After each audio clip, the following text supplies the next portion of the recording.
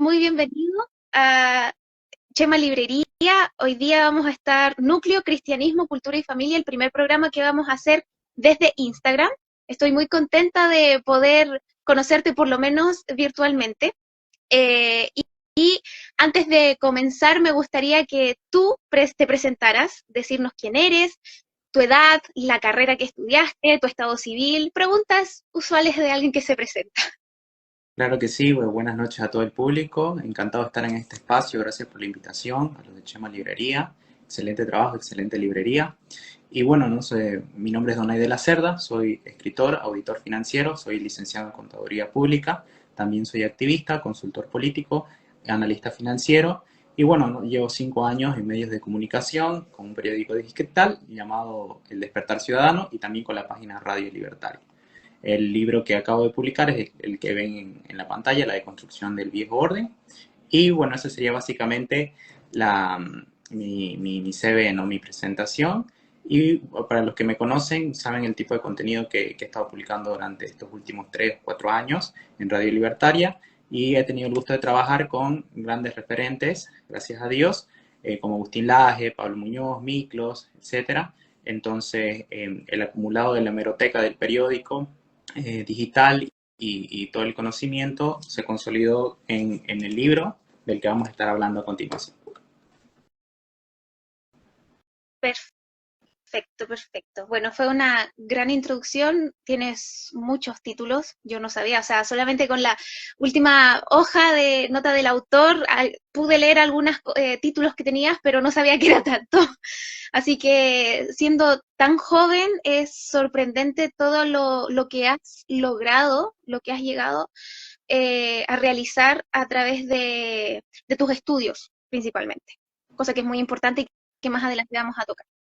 Así que para comenzar, porque el tiempo es corto y el contenido es harto, voy a iniciar preguntándote qué fue lo que viste en la sociedad, sobre todo en Occidente, que te llevó a escribir este libro, porque está muy bien descrito, engloba todo lo que es ideologías, movimientos, y también lo que es la batalla cultural, la guerra espiritual y la batalla cognitiva también, que es el campo de batalla en la mente. Bueno, el libro, bien lo resumiste, es un análisis filosófico, psicológico, de la psicolingüística, del lenguaje, y también social y económico del cambio de paradigma que está teniendo el mundo. Yo decidí escribirlo porque me di cuenta que, bueno, durante los años que he estado trabajando en estos medios digitales, que hay temas que son censurados por las redes sociales y por los medios tradicionales que generalmente no se hablan, e incluso en el sector de la derecha tampoco hay gente que lo está comenzando a hablar recientemente, pero yo decidí siempre publicar algo nuevo, ¿no? Hablar de un nuevo discurso, darle algo nuevo a la gente, no repetir lo mismo que venimos con la derecha haciendo hace 5 años, lo cual fue muy productivo, pero ahora yo creo que es un cambio igual de discurso, donde se debe actualizar el discurso, y el libro precisamente es eso, es una actualización de todo este proceso que está sucediendo alrededor del mundo, que es una revolución a nivel mundial, que se la podría representar con el nuevo orden mundial o su representación en una ideología política como el globalismo, y el libro precisamente se trata sobre eso, ¿no? El análisis de los 3 pilares fundamentales que comprenden el viejo orden, porque mucho se habla de globalismo, de nuevo orden mundial, pero no podemos hablar de esto si no comprendemos primero qué es el viejo, qué es lo que se está dejando atrás y por qué se lo quiere destruir o deconstruir en este caso.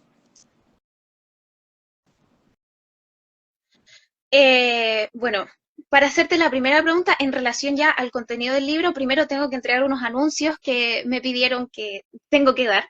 Primero que todo, cualquier pregunta que tengan, por favor escríbanla porque al final de esta entrevista se van a leer. Segundo, la librería Chema está con un 20% de descuento por todo octubre para que puedan aprovechar. También información muy importante es que la FILSA, la Feria del Libro Chile, será a partir del 8 al 17 de noviembre y Chema Librería estará para que nos vayan a visitar también.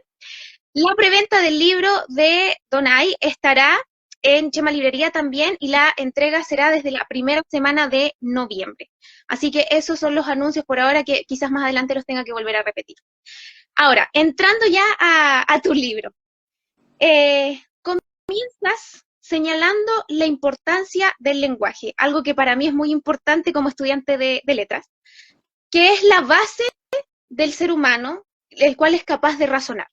Por lo tanto, este pilar o el fundamento que sostiene este lenguaje es lo que el progresismo quiere destruir, el pensamiento del individuo, el análisis, lo crítico. Entonces, a través del análisis, de la manipulación del lenguaje con los eufemismos, con las contradicciones, se ve la destrucción de él finalmente. Y además tú lo ejemplificas, aparte de muchas figuras retóricas, que me gustó mucho eso, cómo lo vas mostrando, que es muy diferente a otros libros que he leído, con 1984 de Orwell, con la neolengua. Así que mi pregunta es, ¿cómo crees que lograríamos volver al viejo orden a través del lenguaje, restituyendo nuestra cultura occidental? Porque obviamente nosotros no podemos basarnos desde eufemismos o de una posverdad de la posverdad, al final caeríamos en lo mismo que es el progresismo.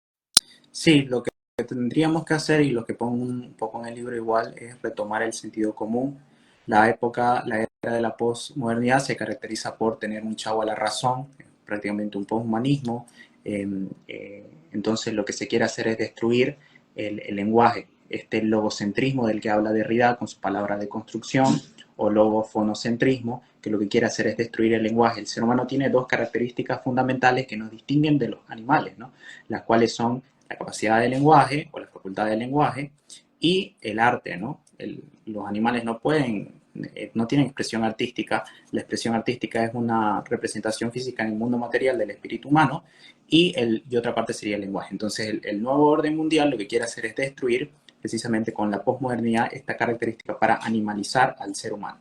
Entonces, ¿cómo podríamos luchar contra esto? Es volviendo al logocentrismo. Da la casualidad que logos, ¿no? En la teología cristiana, el logos es el verbo, es Cristo, y precisamente igual se hace esta comparación del nuevo orden y el viejo orden con la comparación del deísmo como centro, y en el nuevo orden que se deja de lado el deísmo, ¿no? Se lo pervierte o se lo destruye. Entonces, lo que podemos hacer nosotros es no utilizar el lenguaje que ellos utilizan, informarnos bien, ir a la raíz de las palabras, y no utilizar los eufemismos, claro, y hacer una investigación, no por decirles exhaustiva, sino con base en el sentido común, ¿no? No llamar no utilizar las palabras que ellos utilizan en los discursos políticos, como interrupción voluntaria del embarazo. No voy a mencionar la palabra a qué se refiere por la censura, entonces, pero todo el mundo ya sabe, yo creo que sabe de lo que estamos hablando. Entonces esa sería una de las primeras tácticas que tendríamos nosotros en primera fila para combatir esta dictadura del lenguaje, que lo que hace al fin y al cabo es una dictadura del pensamiento, ¿no? Que no nos permite razonar correctamente. Exacto, sí. Y de hecho, a raíz de lo que dices sobre el sentido común, en el capítulo 2 tú explicas la relación entre la entropía y la revolución. Y dentro de estos conceptos mencionas que se quiere destruir el conocimiento porque el conocimiento finalmente es poder, algo que el progresismo no quiere, en definitiva. Y un ejemplo de ello tú lo describes en el arte postmoderno, donde no hay estética, no hay una estructura, es inentendible y las masas actualmente lo admiran diciendo que nosotros no entendemos lo que ellos quieren expresar. Así que en virtud de ello, ¿cómo ves este desorden en las sociedades actuales con respecto a la pérdida del sentido común que mencionaste y la destrucción de la naturaleza humana? Bueno, yo les simplificaría en el libro lo que hago es citar a un autor que a veces no es muy conocido, que es Zerzan, John Zerzan. Él es un anarcoprimitivista, investigando un poco sobre las ideologías ecologistas, ambientalistas. Yo me pillé con Zerzan, ¿no? Entonces Zerzan lo que hace es una crítica, como un discípulo de la Escuela de Frankfurt, del constructo social de Adorno y Horkheimer, y él lo que hace es una crítica a lo que él cataloga como la cultura simbólica. Él plantea que el lenguaje, la matemática y el conocimiento matemático o simbólico es un constructo social que el ser humano antes en un estado primitivo no lo ejercía, pero después, debido al constructo social, empezó a ejercerlo y causó la destrucción de la naturaleza, ¿no? Entonces, lo que propone Sersan en su libro, que se llama Un futuro primitivo, que se cita en el libro, hace una crítica a Foucault, donde Foucault dice que el conocimiento es poder. Entonces, él dice, si nosotros queremos destruir el poder o desbancar al poder, no podemos combatir el poder con más poder, es decir, con conocimiento. Si el conocimiento es poder, no podemos combatir el conocimiento con conocimiento. Entonces, lo que él plantea es una revolución de las bestias. Entonces, entendiendo un poco a Sersan, podemos comprender el comportamiento simiesco o a veces animal que tienen los izquierdistas en las marchas. Por ejemplo, las feministas, el comportamiento que hacen en las marchas feministas, por ejemplo, no lo quiero mencionar un poco, es un poco grotesco, pero defecan en las iglesias, o por ejemplo el ensalzamiento a la conducta sexual en las marchas LGBT. Entonces todo esto se promociona debido a esta revolución de las bestias y lo podemos ver en la destrucción del lenguaje precisamente con estas características de destrucción del arte. Y esa es la relación, el punto conector en que hay en el lenguaje y en el arte, que es con George Sersan, con la revolución de las bestias. ¿Por qué? Porque los animales no tienen capacidad artística, como mencionaba al principio. Entonces, una forma de destruir la naturaleza humana es destruyendo la capacidad de generación de arte y la del lenguaje. Entonces, se destruye estos dos y se estaría destruyendo prácticamente la naturaleza humana, y ese sería el punto cúspide de la relación entre el arte y el lenguaje y lo que se hace con la filosofía de la destrucción, que se ejemplifica con la entropía o el principio entrópico, ¿no? Eso sería. Claro, algo que mencionas también en tu libro que me llama la atención al decir deshumanizan al hombre, es que están humanizando a los animales, con decir los perrijos, por ejemplo. Es un concepto que claro, a los progresistas no les gusta mucho porque saben que, o sea, no saben, pero es verdad que están dejando de lado el tener bebés para tener animales bebés y finalmente también esta percepción de la realidad distorsionada, como tú mencionas en tu libro, también se observa de esa manera. Entonces, puede ser desde lo más chiquitito a lo más grande, que también son las cabezas las que están detrás de estas organizaciones, porque sabemos que no todas las masas, no todas las personas que siguen las masas finalmente realmente están afectando de alguna manera al resto de la sociedad. Algunos simplemente son por seguir al resto, por este borreguismo que tú mencionas en tu libro. Ahora, actualmente también estamos ante una cultura muy antropocéntrica, dejando lo cristocéntrico, y la meta de esto es llegar a ser dioses, como lo mencionas también, el Homo Deus. Y quería saber si podías ahondar en realidad en esto en relación al transhumanismo. Claro que sí. Bueno, una de las fases de la destrucción de la naturaleza humana es una mediante la bestialización del ser humano o la animalización del ser humano, donde se rebaja la característica del ser humano, que era el sumum de la creación, imagen y semejanza, entonces se lo rebaja a igual a un animal, o con el ecologismo peor que un animal, como un cáncer o un parásito. Y también se puede destruir la naturaleza humana con la supuesta trascendencia o esta falsa trascendencia del Homo Deus, de Yuval Noah Harari, o del transhumanismo, ¿no? Entonces, mediante estas dos estrategias se intenta destruir la naturaleza humana, y este centro en el hombre, con la llegada de la modernidad y con la llegada de la Revolución Francesa, donde se quita a Dios del centro, este logocentrismo, y se pone al hombre como centro, se pone también al hombre la razón del hombre como centro. Pero con la llegada de la posmodernidad se termina de destruir la razón y se termina por destruir también la filosofía griega o la filosofía aristotélica, ¿no? En este caso, que nos habla de las afecciones del alma y la construcción del lenguaje. Entonces, con la llegada del transhumanismo, se plantea esta falsa trascendencia que tiene mucha relación con la nueva era, porque la nueva era también con esta filosofía shintoísta, budista o hinduista, te promociona un ensimismamiento donde ya no se cree en Dios, sino que cada uno puede ser su propio Dios, ¿no? Entonces también esta relación, uno puede ver que prácticamente toda la posmodernidad tiene tienen puntos de conexión con la revolución histórica de esta filosofía de la destrucción, y eso es un poco lo que se quiere hacer en el libro, ¿no?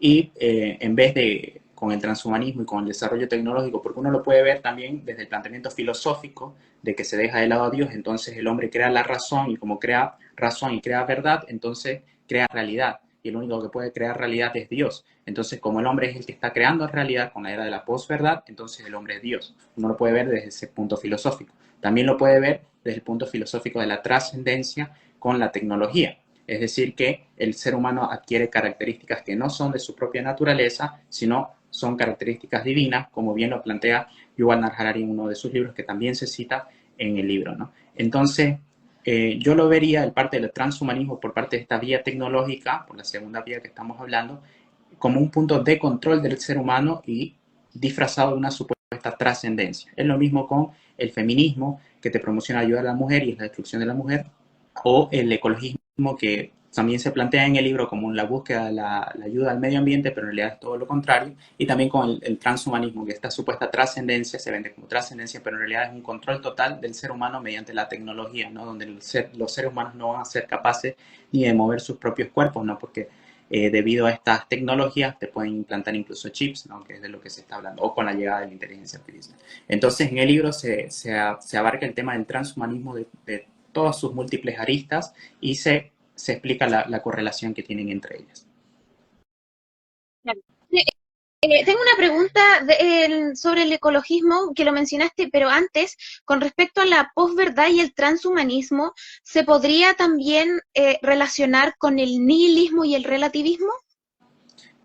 Claro que sí, o sea, el viejo orden se caracteriza por tener tres pilares fundamentales, que son lo bueno, lo bello y lo cierto, que serían la moral, el arte y la verdad. Entonces se quiere destruir estos tres conceptos, y una de las mejores estrategias para destruirlo es mediante el relativismo. Entonces, el relativismo te dice que no existen verdades absolutas y todo es relativo, tanto en la moral, en el arte. Por eso es que si todo es arte, nada es. Y como la deconstrucción, como Derrida bien dice, todo es todo y nada es nada, entonces el ser humano cae en un nihilismo, es decir, nada tiene sentido, porque a la verdad si todo es, nada es. Y este nihilismo termina en un hedonismo, y es la peor combinación que tenemos de todas. ¿Por qué? Porque el ser humano no tiene esta vista en la trascendencia o en el futuro, y se en sí misma, que es la figura del Ouroboros que se pone en el libro, y no existe un fin final o una causa final. Entonces, lo único que le queda al ser humano en el mundo terrenal es el placer, ¿no? Es por eso que se promueven en la ideología LGBT, el poliamor, la revolución sexual, etc. Y este también es el punto de interconexión entre la posverdad y esta pérdida, la llegada del relativismo y la posmodernidad, ¿no? Esto también se habla en el libro, y cómo está correlacionado incluso con el transhumanismo, ¿no? Y bueno, y con respecto al ecologismo, que lo planteas muy desarrollado en tu libro, dices nuevamente con tus figuras retóricas sobre la hidra, este monstruo de muchas cabezas que, para quien no sabe, si la cortas, salen dos más. Entonces, esta hidra que tú utilizas para ejemplificar al ecologismo como la cabeza superior de todas las ramas, todos los movimientos que vienen después.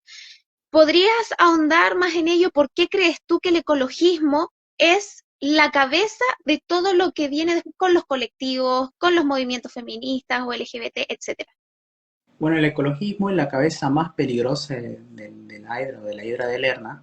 ¿Por qué? Porque la dialéctica que se tiene con el ecologismo es muy distinta a las otras dialécticas entre hombre, mujer, homosexual contra el sexual, porque todo el mundo, o sea, el mundo a nivel de global, contra el ser humano.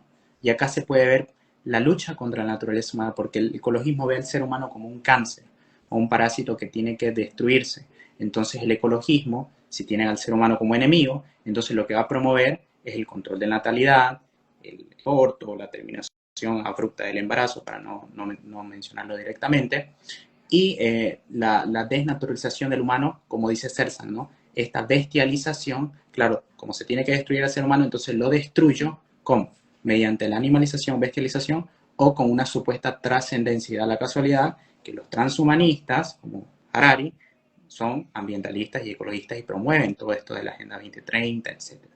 Entonces, el ecologismo es la cabeza más peligrosa. ¿Por qué? Porque actúa, también pongo la figura retórica del comodín. actúa como un comodín o un joker que sirve para los globalistas o para los organismos internacionales de realizar cualquier política. ¿Por qué? Porque es el mundo el que está en peligro. Ya no son una minoría sexual, una minoría étnica, ya no es el 50% de la población, ya no es el 100% de la población, sino es el 100% de los seres vivos, de las plantas, de los animales, de los océanos, de la tierra, o de lo que ellos llaman la Gaia, o de la Pachamama, ¿no? Es decir, el mundo entero está en peligro. Entonces, con este miedo que realmente los globalistas promocionan, como se promocionó con no lo quiero mencionar con la pandemia, es que se genera una cabeza de la hidra, yo lo diría, como bien dices, como bien digo en el libro, como la más peligrosa, ¿no? Porque es todo el planeta que está en peligro, entonces este miedo que se ha ido gestando en los últimos 15 años con los organismos internacionales y que llega a su cenit con la Agenda 2030, por eso la Agenda 2030 se llama Objetivos de Desarrollo Sostenible, precisamente porque está planteado por parte del ecologismo como la más peligrosa. Perfecto, perfecto. Eres muy clarito con eso y se ve en el libro también. Eh, con respecto al capítulo 4 que te enfocas en la familia y en los niños, ¿por qué es tan importante especialmente la figura paterna en los niños? Bueno, la familia tiene la figura paterna y la figura materna, ¿no? ¿Por qué la figura paterna? Porque es la figura por excelencia del protector, ¿no? Entonces, cuando se elimina esta figura, entonces el niño queda a la deriva, si bien tiene a la madre, queda a la deriva del Estado paternalista. Por eso es que las feministas dicen que el Estado opresor es un macho violador, porque identifican al Estado como el padre. Entonces el niño crece si no crece con una figura paterna, entonces sigue una cadena donde aparece esta ideología feminista y coopta tanto a las mujeres, que no crecieron con una figura paterna, como también a los hombres, como se puede ver un poco en el movimiento Red Pill.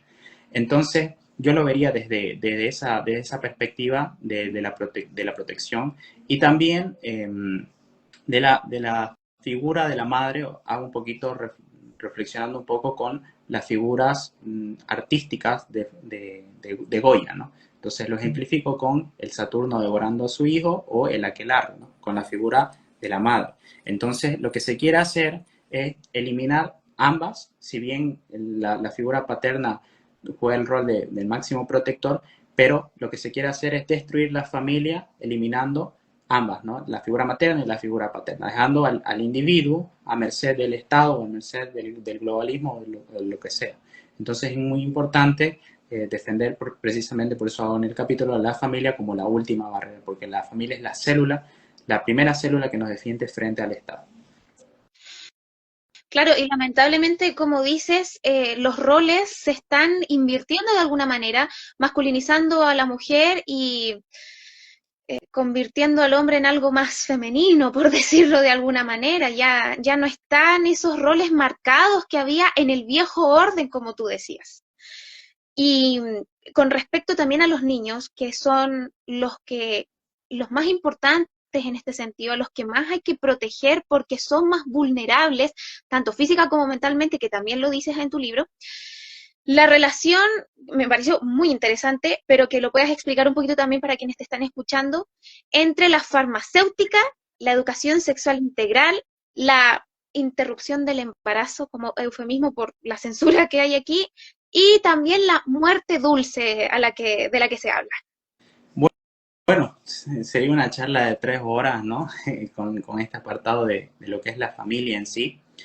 Hay una frase que se cita en el libro que da Agustín Laje, un gran politólogo argentino, que dice la familia es el grupo social donde cada individuo de este grupo es capaz de dar la vida por otro individuo de la familia.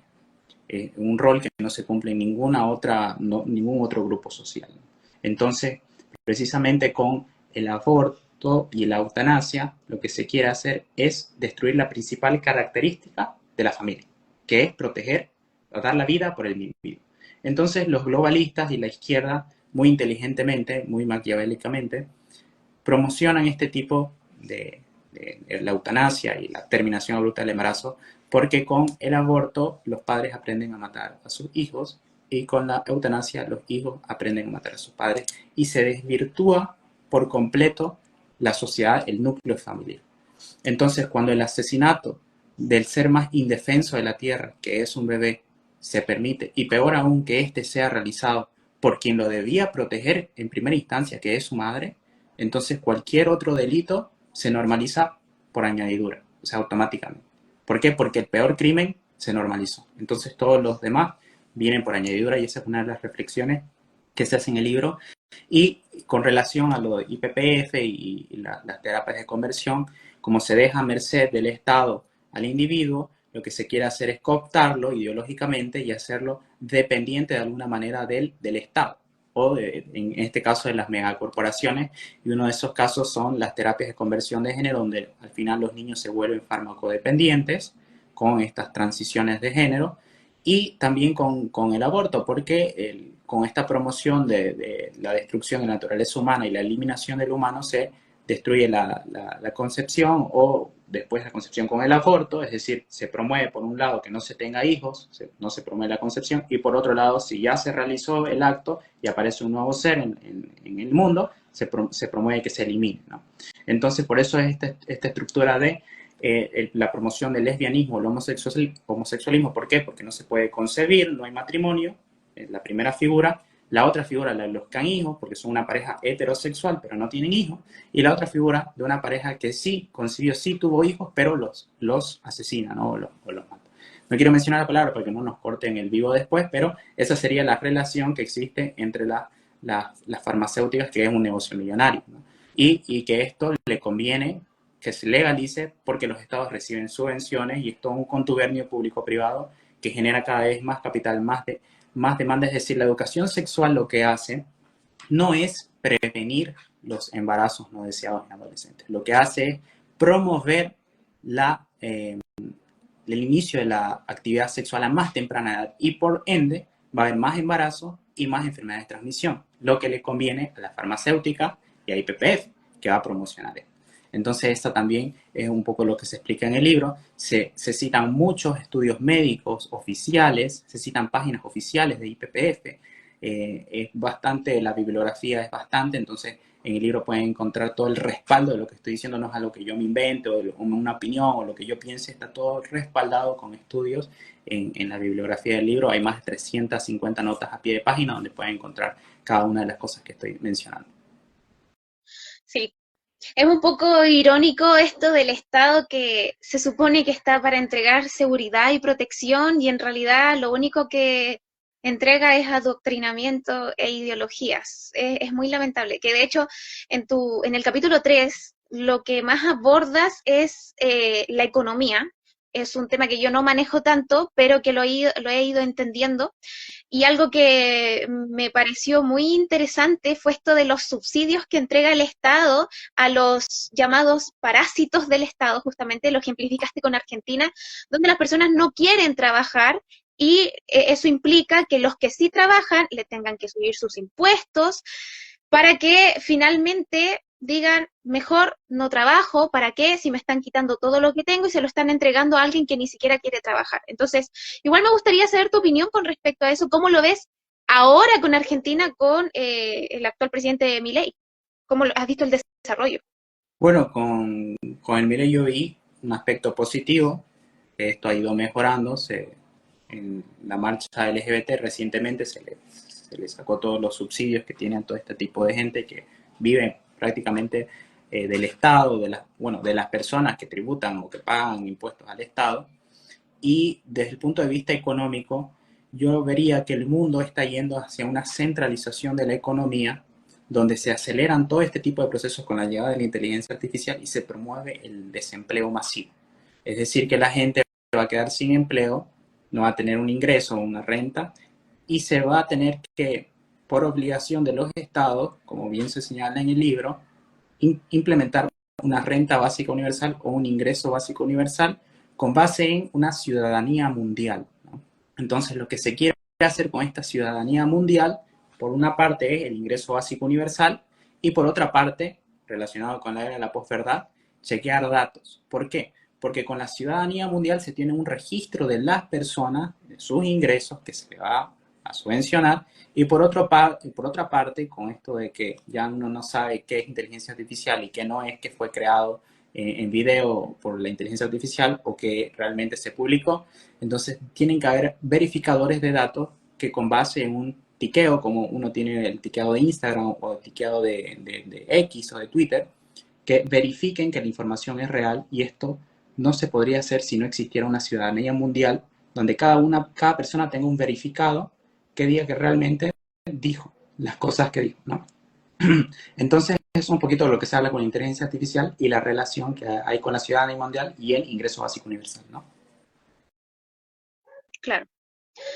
Eh, Fue un poquito finalizar, sobre todo por el tiempo, recordar los anuncios que vamos a estar en la Feria del Libro Chilena desde el 8 al 17 de noviembre. La preventa del libro de La deconstrucción del viejo orden ya está y estaría entregándose a partir de la primera semana de noviembre. También, algo muy importante antes de seguir con las últimas preguntas, ¿tienes alguna sorpresa que darnos, Donay, con relación a Chile? Claro que sí. Es una, a las personas que me siguen en Chile de hace años en Radio Libertaria, por fin nos vamos a poder conocer. ¿Por qué? Porque voy a estar en la Feria del Libro presentando La deconstrucción del viejo orden, gracias a Chema Librería. Entonces, todas las personas, esa es la gran noticia, todos los que me siguen hace años en Radio Libertaria, por fin nos vamos a poder conocer en persona y les voy a poder firmar el libro a cada una persona que lo adquiera o que lo compre en preventa en Chile. Entonces, vamos a estar en la Feria del Libro. Creo que las fechas, si no me equivoco, son 15, 16 y 17, así que vamos a aprovecharlas a full cuando estemos en Chile. Así que invitados todos al stand de Chema Librería. Ya para ir finalizando, antes de dar paso también a comentarios de las personas aquí, mi última pregunta es en relación al capítulo 5, porque tú ejemplificas todo esto de las ideologías, de los movimientos, a través de lo que sucedió los 21 días en Bolivia para sacar del poder a Evo Morales, como lo relatas en tu libro. Me gustaría saber tu experiencia en relación a ese acontecimiento. ¿Cómo viste a la gente? ¿Si tenía miedo al principio? ¿Si fueron valientes desde el principio? ¿Qué pasó? Bueno, los casos de los 21 días en Bolivia es prácticamente lo que comprueba la tesis de todo el libro. ¿Por qué? Porque el viejo orden está caracterizado por tener un centro en un deísmo, pero no cualquier deísmo, en el deísmo cristiano. Porque esta es la característica principal del viejo orden.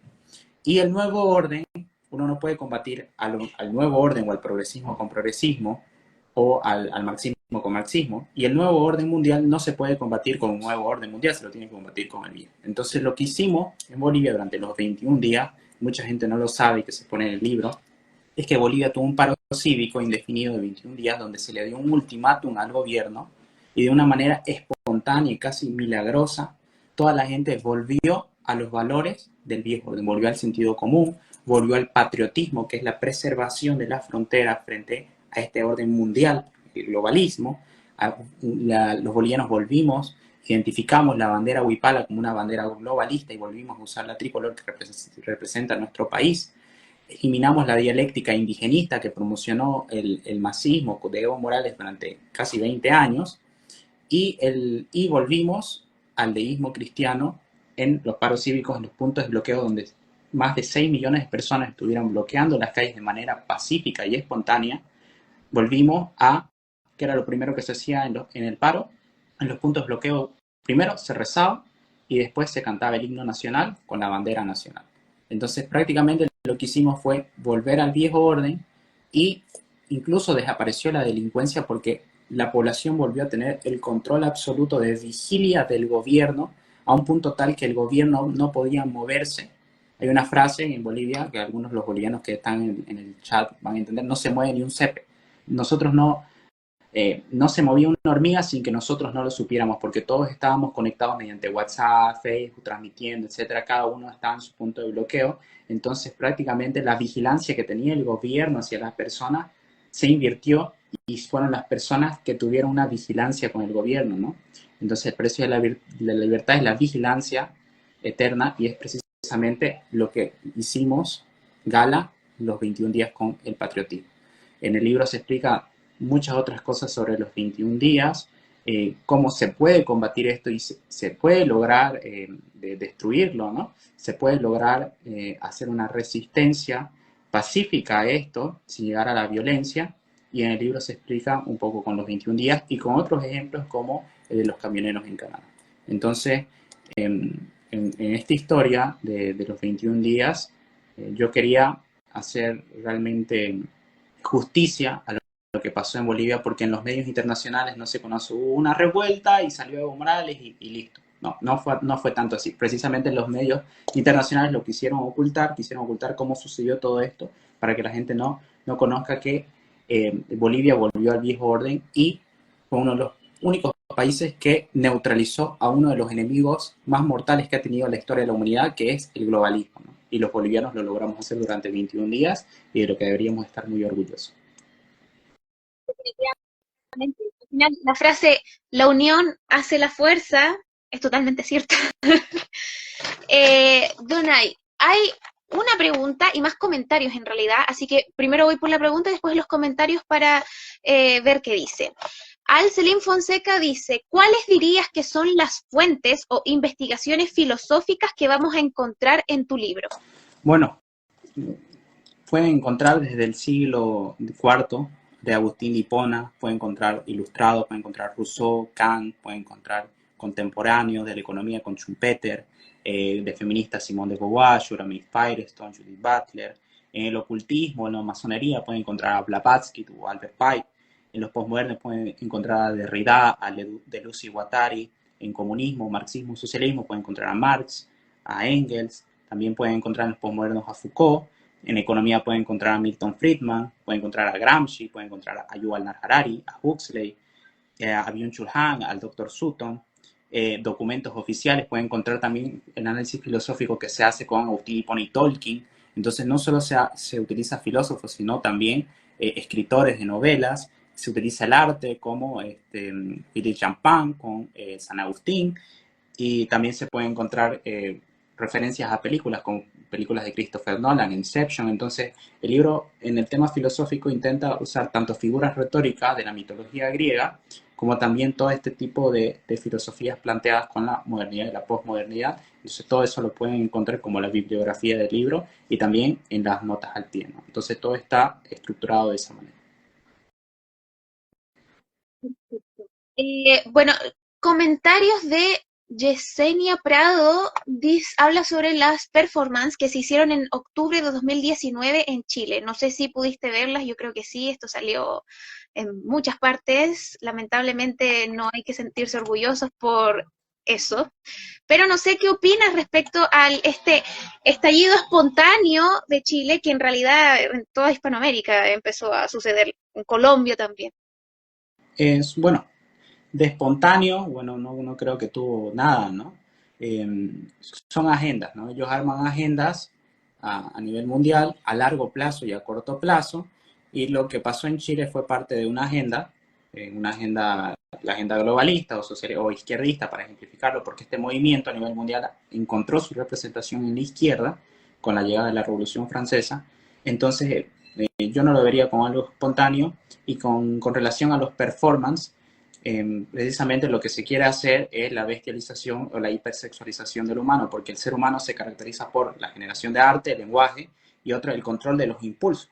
Los animales no pueden controlar sus impulsos sexuales. Entonces, lo que precisamente con lo que se hace con los performance es darle desliz, o sea, dejar libre la sexualidad, un libertinaje absoluto, y promocionar la hipersexualización, que es lo que vimos en los performances que hicieron con la bandera de Chile, etc. Y se quiere destruir la bandera de Chile precisamente porque representa los límites soberanos del país, para dejar al globalismo con sus consignas, ¿no? Un ejemplo de eso en Bolivia es la huipala, que el gobierno empezó a promocionar la huipala, que no representa a nadie, representa el globalismo, y se quiere eliminar la bandera tricolor. Entonces, lo que se quiere hacer con ese performance, o con los performances que sucedieron en Chile, es quemar la bandera chilena, claro. ¿Por qué? Porque dejó abierto a que el enemigo internacional y externo invada el país, lo que pasó con las revueltas, ¿no? Sí, no tengo palabras, la verdad, para eso. Después dice Requejo Andrés, eso es una ridiculez poner a los animales en el mismo orden jerárquico que los hombres. Ah, bueno, cuando estábamos hablando de los perrijos e invertir el rol del el humano con el animal. Y los progres son marionetas de la élite que promueve el nuevo orden mundial. Bueno, en realidad yo no hice la pregunta que probablemente te van a hacer muchas veces, cuál es la diferencia entre el nuevo orden mundial y el viejo orden mundial, pero dejar muy claro que en tu libro está, valga la redundancia, muy claro, se entiende completamente, además que repites, reiteras que es lo importante también de la retórica para que vaya quedando también en la mente, que es parte del mismo lenguaje. A fin de cuentas, tienes toda la razón al decir que el lenguaje es la base para todo ser humano, porque de ahí parte todo lo que es la filosofía, el razonamiento, el análisis, todas las ramas, todo parte desde una base que es el lenguaje, porque además nos comunicamos a través de él, y que claramente si se quita, si se desnaturaliza en el hombre, seríamos bestias, prácticamente. Donae, muchas gracias. De verdad, fue un placer poder conversar contigo. Esto realmente da para mucho más. Me hubiese gustado, por supuesto, pero como vienes a Chile, que es una muy buena noticia para la FILSA, ahí vamos a poder conversar, vamos a hacer videos también. Si la gente tiene preguntas, por favor, hágalas para que nosotros, cuando ya estemos en la FILSA, en la Feria del Libro, podamos hacértelas. Y antes de terminar, reiterar los anuncios de el 20% de descuento en Chema Librería, tu libro que está en preventa en la página web de Chema Librería. Estarás aquí en Chile también para la Feria del Libro me dijiste 15 a 17 de noviembre, ¿verdad? Yo tampoco sabía, es una sorpresa. O sea, yo sabía que venías, pero no sabía cuándo. Así que eso, creo que di toda la información que se me pidió dar.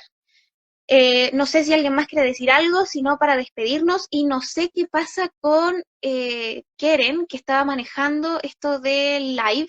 Si no, esto se cierra nomás, yo no tengo idea con la tecnología, yo soy muy paupérrima en el manejo de la tecnología, así que si no, supongo que tengo que cerrar nomás y esto se cierra, no tengo idea, la verdad. Pero si no, tú te puedes salir, no hay ningún problema, muchas gracias. Y bueno, también anunciar que mañana estarás siendo entrevistado por Vivianamente Hablando a las 11, ¿verdad?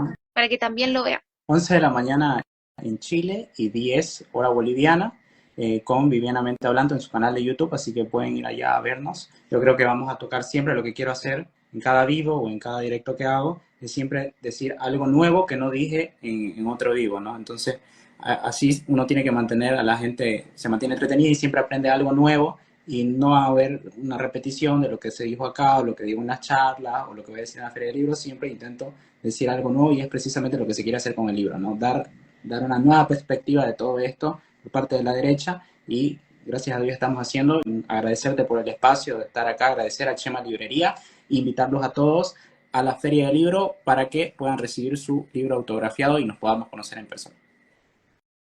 Muchas gracias, Donay, que estés bien. Nos vemos pronto, si Dios quiere, así que creo que puedes salirte nomás. Yo también voy a hacer eso porque no tengo idea qué va a pasar con el live. Nos vemos entonces. Chao, chao.